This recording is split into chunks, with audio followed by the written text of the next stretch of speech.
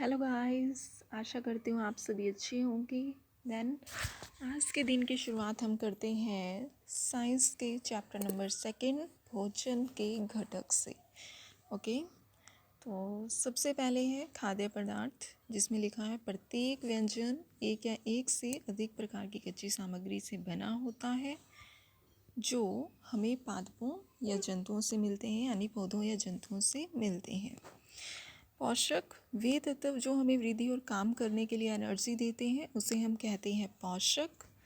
पोषक तत्व होते हैं जैसे कार्बोहाइड्रेट, प्रोटीन, वसा, विटामिन, खनिज लवण, उन सब को हम पोषक तत्व कहते हैं।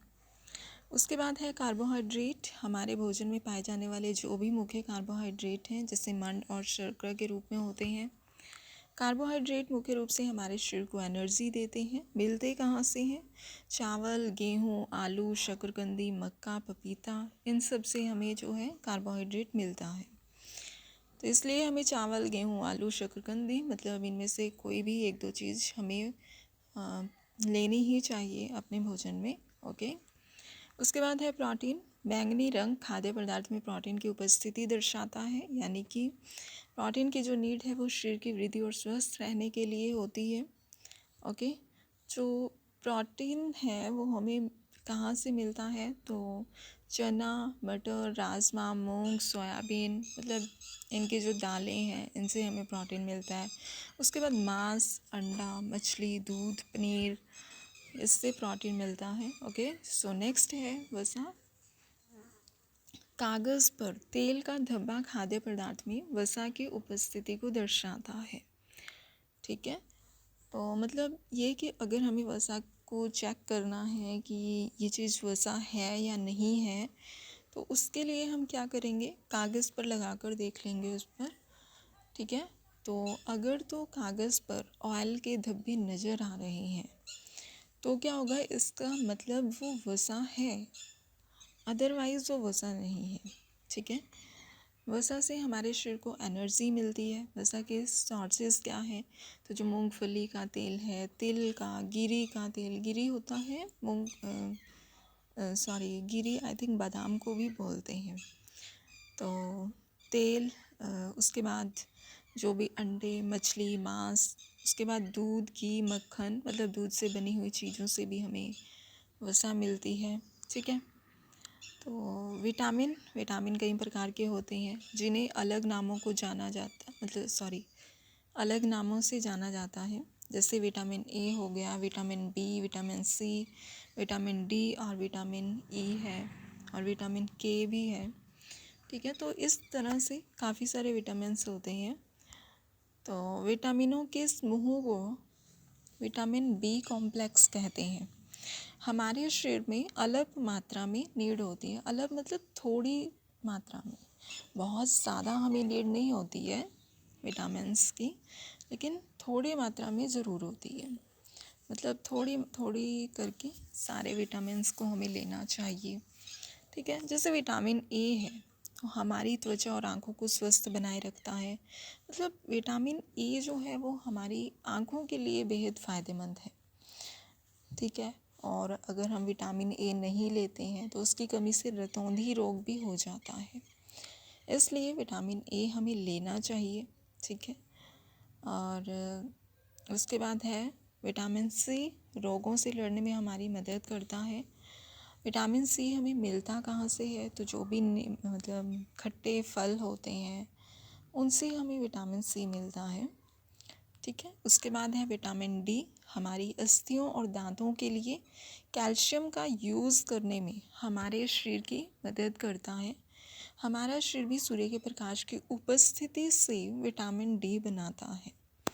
ठीक है,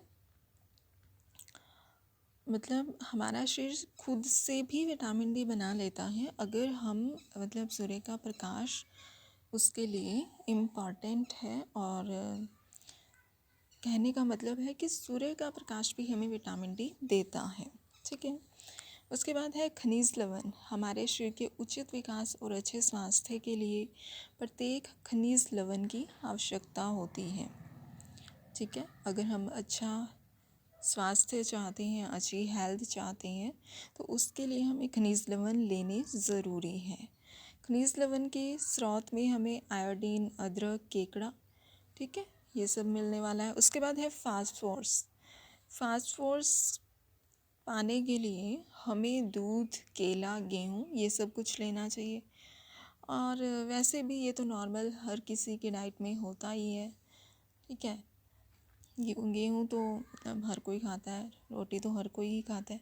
उसके बाद है लोहे के स्रोत क्या हैं, तो उसमें है पालक, सेब, यकृत, ठीक है।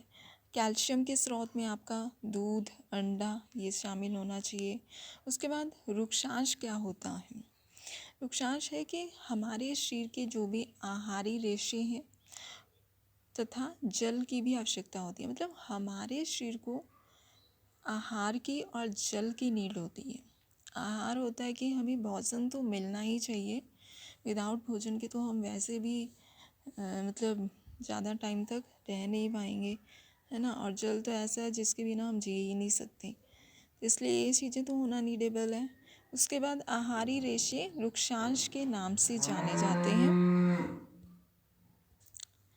ठीक है। रुक्षांश के मुख्य स्रोत में आपके जैसे खाद्यान्न हो गया, दालें हो गई, आलू, ताजे फल, सब्जियां ये सब होंगी। उसके बाद है कि रुक्षांश जो है वो बिना पचे भोजन को बाहर निकालने में हमारे शरीर की मदद करता है। बाय द वे, हम रुक्षांश ना लें, ओके, तो क्या होगा, जो बिना पचा भोजन है वो तो अंदर ही सड़ जाएगा ना, है ना, गंदगी इकट्ठी हो जाएगी अंदर। तो इसलिए रुक्षांश का होना ज़रूरी है, ताकि जो भी हमारा विदाउट मतलब बिना पचा हुआ जो भोजन है वो किसी न किसी तरह से आउट हो जाए हमारे शरीर से, ओके। तो जल भोजन में उपस्थित जो भी पोषक हैं उनको अवशोषित करने में हमारे शरीर की मदद करता है। और यह कुछ अपशिष्ट पदार्थों जैसे कि मूत्र और पसीने को शरीर से बाहर निकालता है।